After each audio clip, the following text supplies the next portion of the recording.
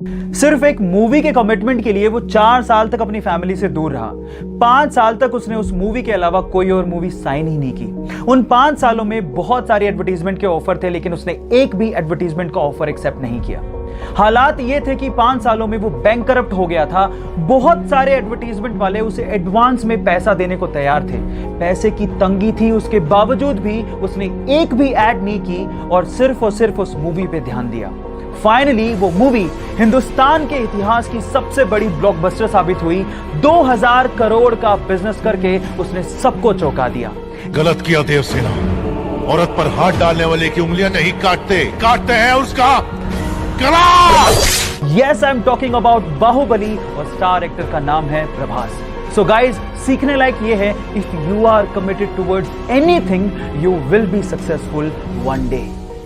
Guys, एक bird है जिसका नाम है अमेरिकन वुडकॉक और ये बर्ड बेसिकली अपने डांसिंग मूव्स के लिए बहुत ज्यादा फेमस है, जैसा कि आप इस वीडियो में देख ही पा रहे हैं। बट ये आपके लिए और हमारे लिए डांसिंग है, बट एक्चुअली इस बर्ड के लिए बेसिकली ये पेट भरने का तरीका है। कैसे, मैं आपको बताता हूँ। एक्चुअली जब ये बर्ड रेत पर आगे बढ़ता है तो अपने पैरों पर पूरा अपनी बॉडी का वेट डाल देता है, जिसकी प्रेशर की वजह से रेत पर जो सरफेस पे कीड़े होते हैं वो बाहर आ जाते हैं। फिर क्या, उसके बाद वो कीड़ों को खाते हैं और अपना पेट भरते हैं। है ना ये अमेजिंग ट्रिक? क्या इसके पहले तक इफेक्ट आपको पता था? और अगर नहीं पता था तो चैट सेक्शन में लिखना मत भूलिएगा। Miss world, miss universe, mister handsome जैसे खूबसूरती को परखने वाले कॉम्पिटिशन्स के बारे में आपने जरूर सुना होगा। कुछ ऐसी कॉम्पिटिशन्स जानवरों में भी होते हैं, जैसे कि क्यूट डॉग, क्यूट कैट।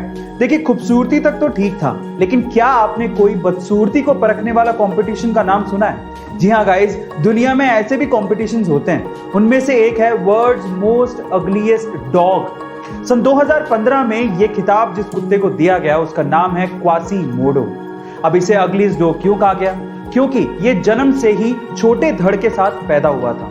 बाकी ये डॉग बहुत हेल्दी है और जिसने इसे पाला, इसी वजह से उस पालने वाले को $1500 का इनाम भी दिया गया था। गाइस, क्या इसके पहले तक ये इंटरेस्टिंग फैक्ट आपको पता था? और अगर नहीं पता था तो कमेंट सेक्शन में जरूर लिखिएगा। और ऐसे अमेजिंग वीडियोस के लिए शेयर, सब्सक्राइब एंड लाइक। मिलते हैं अगली वीडियो में। छुट्टियां किसे अच्छी नहीं लगती, और छुट्टियां होनी भी चाहिए, जिससे हमारी वर्क एफिशिएंसी इंक्रीज होती है। और इसी चीज को लेके जापान की गवर्नमेंट ने एक लॉ निकाला है जिसका नाम है हॉलीडे बाय लॉ। अब इस लॉ में क्या होता है मैं आपको बताता हूँ। इस लॉ में कुछ ऐसा है कि 2 हॉलीडेज के बीच में अगर एक वर्किंग डे आ रहा है तो वो working day by default holiday बन जाएगा।